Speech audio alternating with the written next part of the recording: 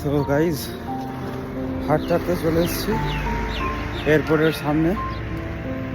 প্রচণ্ড অনেকদিন পর হাঁটলাম, ছোটাছুটি করলাম, তো পুরো শরীর একদম মানে পেন করছে, পুরো একদম ব্যথা হয়ে গেছে। এখনও পুরোটা ছুটে যাব, প্র্যাকটিস করতে হবে। চলো গাইজ, এই হচ্ছে চা বাগান।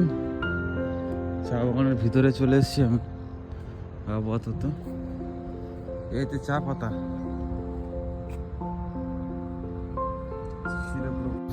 আজকের মতো এখানেই শেষ করলাম, দেখা হচ্ছে পরের ভিডিওতে।